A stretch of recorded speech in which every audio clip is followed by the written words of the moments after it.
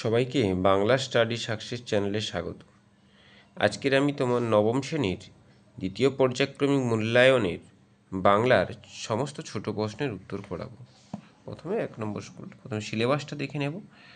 দ্বিতীয় পর্যায়ক্রমিক মূল্যায়নে পূর্ণমান 40, অন্তর্বর্তী প্রস্তুতিকালীন মূল্যায়ন 10, মূল্যায়নের সময়কাল আগস্ট মাসের দিকে হবে। সিলেবাস, পাঠের নাম দেওয়া রয়েছে। নব সৃষ্টি, আকাশে 7টি তারা, চিঠি, আবহমান ও রাধারানী। আর সহায়ক পাঠ বইয়ের যেটা দেওয়া রয়েছে কারভাস। গল্প কি না, গল্প রাধারানী থেকে আসবে MCQ 1 নাম্বার এবং অতি সংক্ষিপ্ত উত্তরধর্মী প্রশ্ন থাকবে 1 নাম্বার এবং 5 নাম্বারের একটা কোশ্চেন থাকবে এবং অল্টারনেটিভ অবশ্যই থাকবে, এক্সট্রা কোশ্চেন দুটো দেওয়া থাকবে, তার মধ্যে একটা করতে হবে। কবিতাতেও একই, কবিতা দুটো রয়েছে, একটা রয়েছে আবহমান আর একটা রয়েছে আকাশে 7টি তারা। এই দুটো কবিতা থেকে একটা MCQ থাকবে এবং একটা অতি সংক্ষিপ্ত উত্তরধর্মী প্রশ্ন থাকবে এবং 5 নম্বরে একটা কোশ্চেন থাকবে। দুটো কবিতা থেকে দুটো কোশ্চেন দেওয়া থাকবে, 5 নম্বরে একটা কোশ্চেন করতে হবে। প্রবন্ধ নব সৃষ্টি প্রবন্ধ রয়েছে, এখানে প্রথমে লেখা রয়েছে নব সৃষ্টি।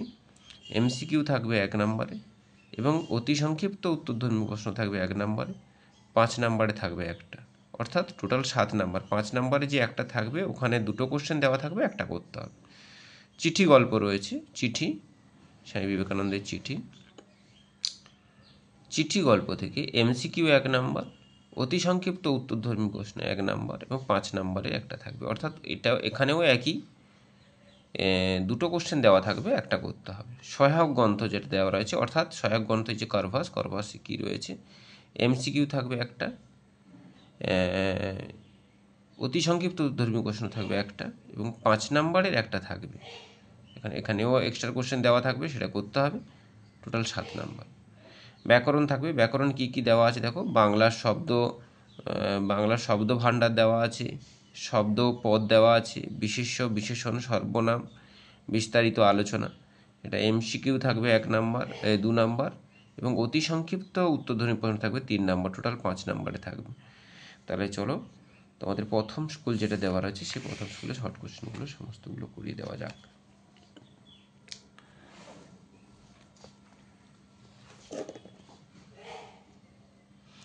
প্রাচীন যুগের ভাষা নয় কোনটি?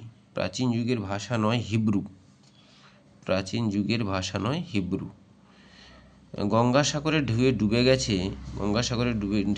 গেছে মেঘ। ছোট্ট একটি ফুল দুলছে, কোথায় ঝুলছে? সন্ধ্যার বাতাসে ছোট্ট একটি ফুল দুলছে।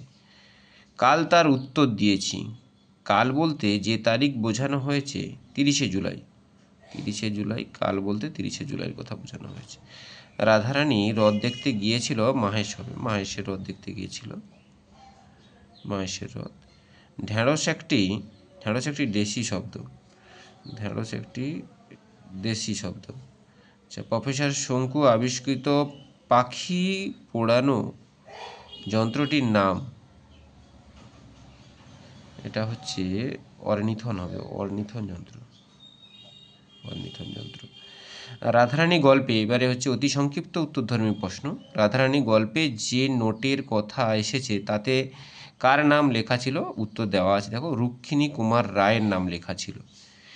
বাংলার নীল সন্ধ্যাকে কবি কিসের সঙ্গে তুলনা করেছে?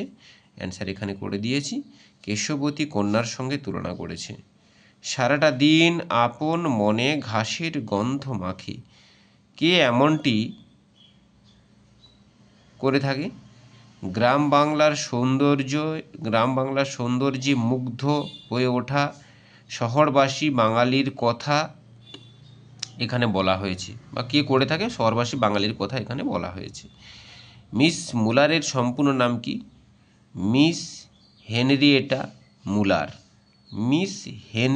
মুলার। হিন্দি ভাষা সাহিত্যের বঙ্কিম কাকে বলা হয়? প্রেমচন্দ্রকে বলা হয়। আমি পাশে উত্তরগুলো লিখে দিয়েছি, দেখে নেবে। অতি দ্রুত কোন ধরনের বিশেষণ? ক্রিয়া বিশেষণ। দ্রুত কি কোন ধরনের বিশেষণ? না ক্রিয়া বিশেষণ। অতি দ্রুত চলো, দ্রুত কোন ধরনের বিশেষণ? ক্রিয়া বিশেষণ হবে। সকলেই কবি নয়, কেউ কেউ কবি, এটি কি ধরনের সর্বনাম পদ? অনির্দেশক সর্বনাম পদ। আরগাসের আসল নাম কি? দ্যামিনগো বার্তেলেমে সারমিয়েন্তো। এটা ছিল প্রথম school, Bankura Christian college gate স্কুলের প্রথম স্কুলের সমস্ত ছোট প্রশ্নের উত্তর, ছোট প্রশ্নের উত্তর শুরু করে দেওয়া হলো।